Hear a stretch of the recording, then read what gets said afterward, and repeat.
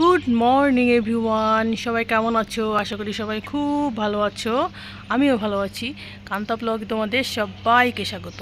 তোমরা যে যেখান থেকে দেখছো ভিডিওটা, তাদেরকে অসংখ্য অসংখ্য ধন্যবাদ তোমার মূল্যবান সময় থেকে আমার জন্য একটু সময় বের করে পুরো ভিডিওটা দেখার জন্য।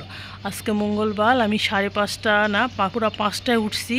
উঠে বাসি কাজ সেরে স্নান ধ্যান সেরে তারপরে স্নান করে আস্তে আস্তে 6টা বেজে গেছে। আমি ভগবানকে জাগিয়ে ধূপ দিনা জ্বালিয়ে ভোগ দিয়ে চলে এসেছি। চা করছি, ভাত ডাল আমার সব হয়ে গেছে।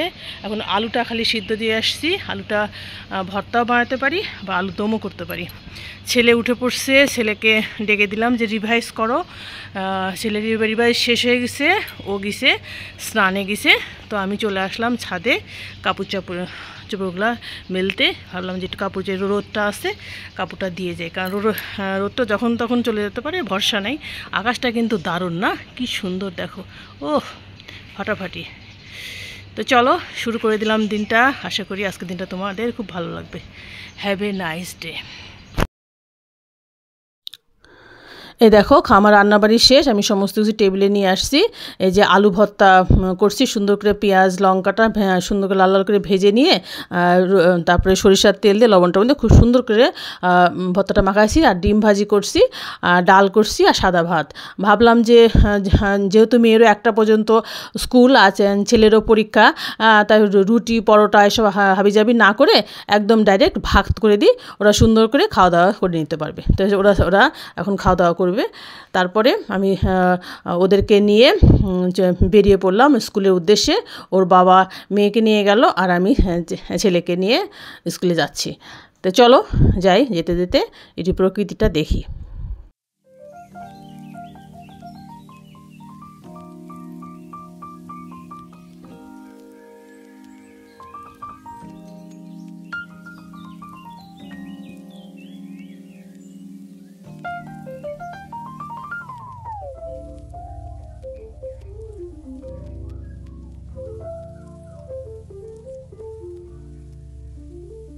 তারপরে ছেলেকে স্কুলে দিয়ে পরীক্ষার হলে ঢুকিয়ে দিয়ে আমি চলে আসলাম ধূপকাঠি মোমবাতি নিয়ে মন্দিরে। যেহেতু আমি মন্দিরে আসবো, এই জন্য আমি আরেকবার চান করে আসছি। কারণ আমি সকালে চান করছি, কিন্তু রান্নাবাড়ি যেহেতু করলাম, ডিম হাবিজাবি নাড়লাম, এই জন্য আমি মন্দিরে আসবো জন্য স্নানটা করলাম। স্নান করে আমি চলে আসছি মন্দিরে। মন্দিরে এসে দেখি এলাহি অবস্থা, কারণ সামনে রথযাত্রা। তো মন্দির প্রাঙ্গণ খুব সুন্দর করে সাজিয়েছে। তো আমি যথারীতি মন্দিরে প্রবেশ করলাম, ভীষণই ভালো লাগছিল। কীর্তন হচ্ছিল, আমি কীর্তনটা ধারণ করিনি যেহেতু কপিরাইট আসতে পারে। এই দেখো রাধা মাধবের বিগ্রহ, বাংলাদেশের সবচেয়ে বড় রাধা মাধবের বিগ্রহ এই সিলেটে অবস্থিত। আমার ভীষণই ভালো লাগে, ভগবানের কাছে আসলে আমার মন প্রাণ খুব শান্ত হয়ে যায়। এত মায়াবী মানে চেহারা, খুব ভালো লাগে। তো আমি খুব ভালোভাবে ধারণ করতে পারিনি, কারণ প্রচুর লাইট ছিল চারিদিকে, একটু আফসা হয়েছিল।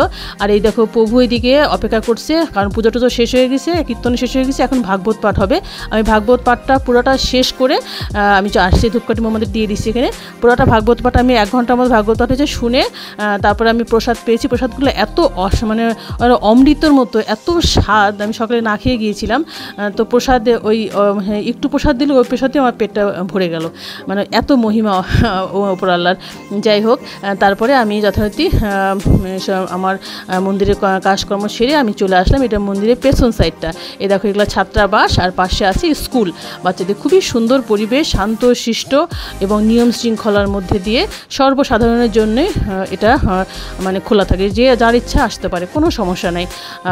খুব ভালো লাগে। এখানে তো ভোজনালয় আছে, ভোজনালয় সবাই ভোজন করে, নিরামিষ ভোজন। তারপরে আমি যে মন্দিরে এসব আমি একটু ঘুরে ঘুরে দেখছিলাম।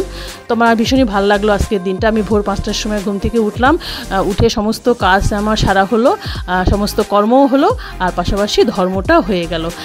এটাই উপর আল্লাহর মহিমা। উপর আল্লাহ যেদিন চাইবে সেদিন সব কিছুই সুন্দরভাবে হয়, মনের মতোই হয়ে যায়। তারপরে যথারীতি বাসাতেই চলে আসলাম, যেহেতু আমি সকালে নাস্তা করে যাইনি মন্দির যাওয়ার জন্য।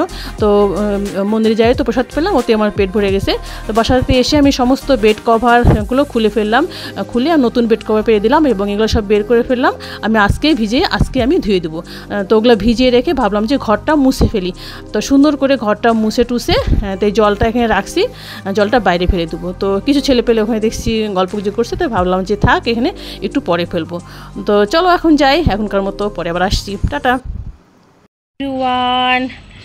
আমি সমস্ত কাজ সেরে আজ 3বার চান করলাম, কারণ সকালে একবার চান করছি গোপালকে সেবা দেওয়ার জন্য, একবার চান করলাম রান্নাবাড়ি শেষ করে, যেহেতু মন্দিরে গেলাম এই জন্য স্নান ধ্যান সেরে গেছিলাম মন্দিরে, বলছি অবশ্য, তারপর আবারও বললাম আর বলে ফেললাম। তো এখন ওই যে সব কাপড় চুপড়গুলো সব কাচলাম, কেচে টেচে সব নেড়ে দিছি, মেলে দিয়ে তো একবার চান করে আসলাম। এখন যেহেতু 12টা বাজে, গোপালকে সেবা দিব আর একবার, এই জন্য স্নান টান সেরে বাস ফ্রেশ। এখন আমার ভোর 5টার থেকে উঠছি, ভোর 5টার সময় উঠে সমস্ত কাজ সারছি। আজ খুব তাড়াতাড়ি আমার কাজ সারা আছে, 12টার মধ্যে সব সারা আমার। এই তো এখন গোপালকে সেবা টেবা দিব, দিয়ে একটু রেস্ট নেব। ওইদিকে দেখো মেঘ, আর এদিকে কি সুন্দর নীল আকাশ, খুব ভালো লাগছে। তো চলো বন্ধুরা, আজকের মতো ভিডিওটা শেষ করে দিচ্ছি, আজ বেশি আর বাড়াইলাম না। যে যেখান থেকে দেখলাম ভিডিও তাদেরকে অসংখ্য ধন্যবাদ, তোমাদের মূল্যবান সময় থেকে আমার একটু সময় বের করে পুরো ভিডিওটা দেখার জন্য। তো ফিরে আসছি কালকে নতুন একটা ভিডিও নিয়ে, ততক্ষণ খুব ভালো থেকে সুস্থ থেকো। এখন tata, bye bye, good night and sweet dream.